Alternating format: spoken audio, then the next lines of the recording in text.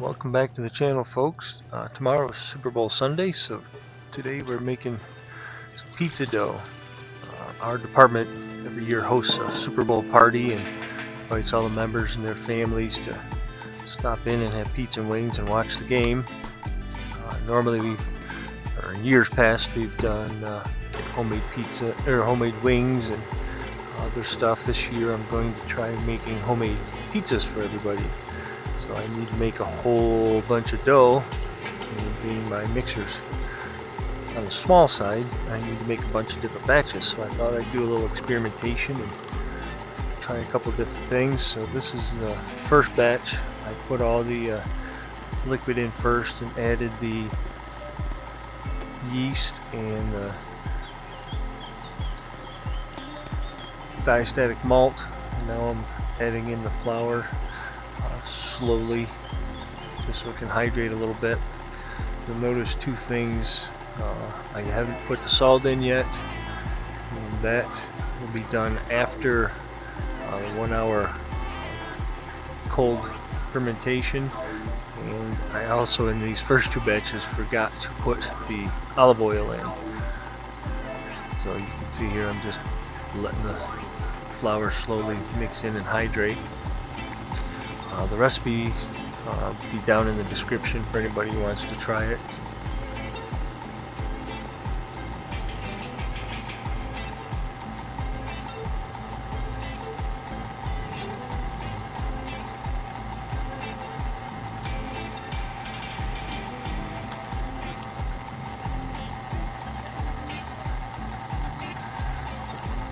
I've got this running at 3 or 4x speed, just so you don't have to spend an hour watching the mixer go. So I speed it up a little bit, give it a little more power. This is my second mixer. My first one, I ended up burning the gears out of it trying to make pizza dough, so I'm going to be a little gentle here. But I think speeding it up gives it a little more power, less likely to stall out and strip the gears.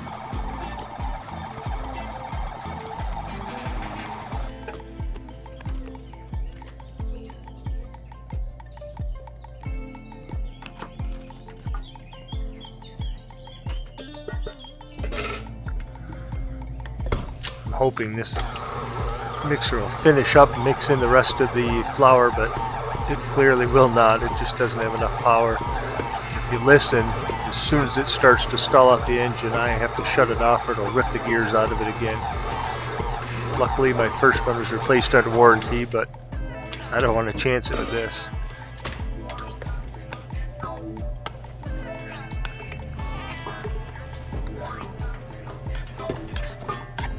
So I guess the rest will have to be done by hand.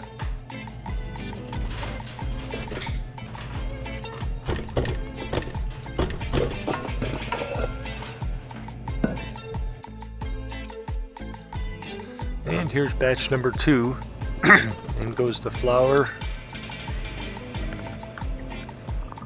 And there's the diastatic malt, yeast.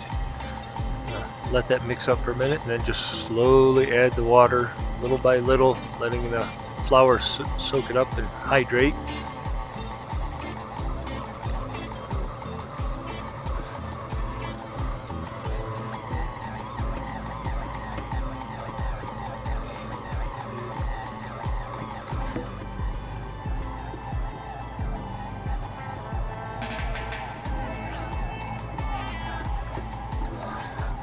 You can see the dough ball forming, but it's not bogging down the mixer as much as the first batch where I put the water in first and then added the dry ingredients. This seems to work a lot better.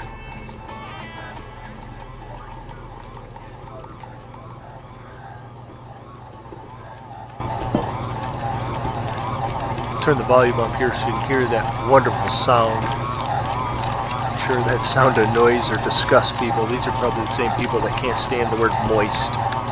This is definitely moist.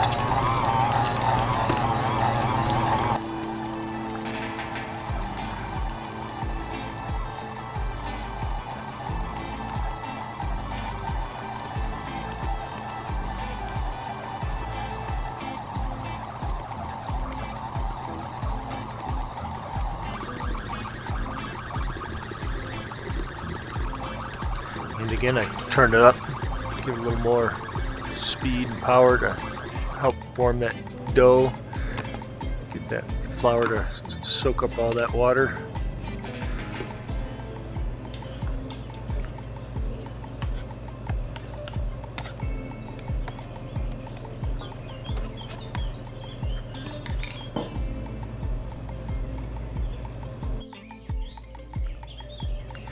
And here I show you how to knead.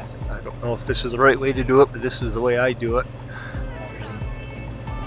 Help get all that flour incorporated in with the water. This particular recipe is 65% hydration. I'm just kneading it, folding it over the side, just keep working it. I do have to apologize for the voiceover sounds. The audio, when I was taking the video, there's a refrigerator running in the background that makes it really hard to hear. Plus my wife's running around cutting vegetables and some other firefighters stopping in and chatting. Makes it kind of hard to record a video, so I have to do the audio separate.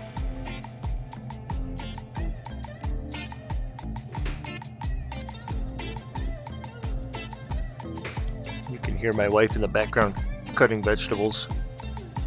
And you gotta poke it, make sure that the gluten's formed so the dough ball bounces back where you poke it. And you've got to slap it on the table, and I forgot to give it a pat. This dough is probably going to fail.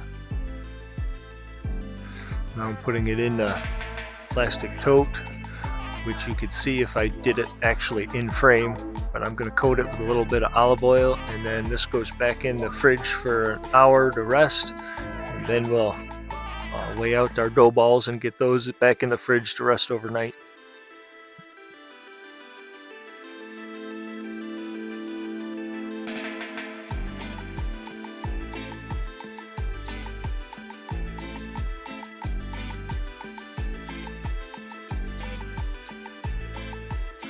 Just coating them real good with olive oil so they don't stick to each other or the pan. The pan was pre-coated with olive oil as well.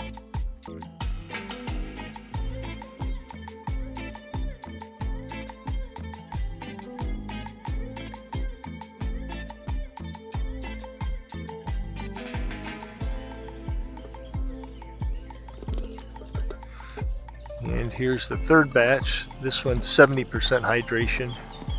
I'm just going to fast forward through all this. It's the same process. Add all the dry goods and then add the water. And this time I remembered to add the olive oil. I put about half the water in before I add the olive oil. Again, the recipe's down in the description for each batch. There's also some affiliate links down there to some of the tools, stuff I've used in making this. There's that lovely sound again. Anybody who enjoys that.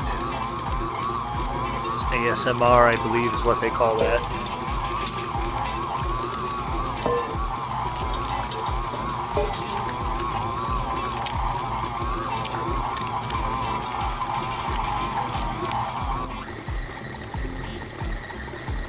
Again, giving it a little more power and speed to help incorporate everything. I think the original recipe I read for this was supposed to mix it for like 20 minutes or something, and it seems a little excessive to me.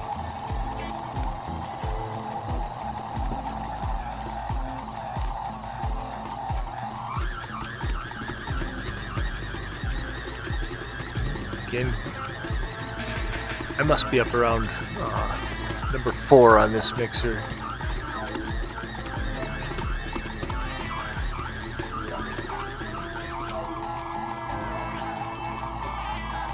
if you listen, I'll have to shut it off once it starts to stall the motor out.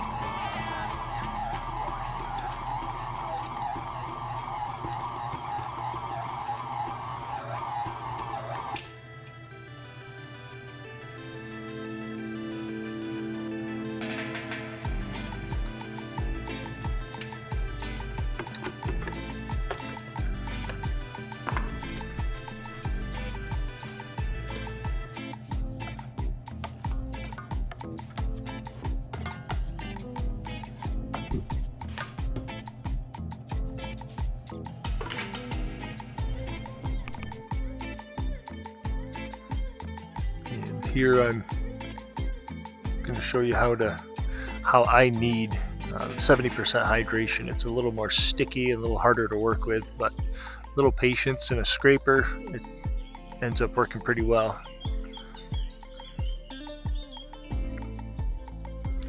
Again, just rolling and folding, and if it starts to stick to the countertop, just use your scraper, scrape it up, work it back into the ball, and keep right on going.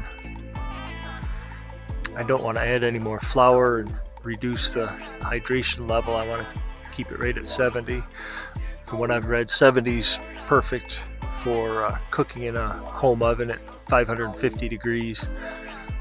And that's also the diastatic malt and the oil help give it color when it's in the oven. If you're cooking it in the outdoor pizza oven or something that's much hotter temperatures, you wouldn't want that because it would brown down and burn before the pizza's done.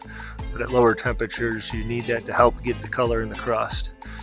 You can use either sugar or honey instead of the diastatic malt. The diastatic malt converts a little bit of the starches in the flour into sugars for the yeast to feed on.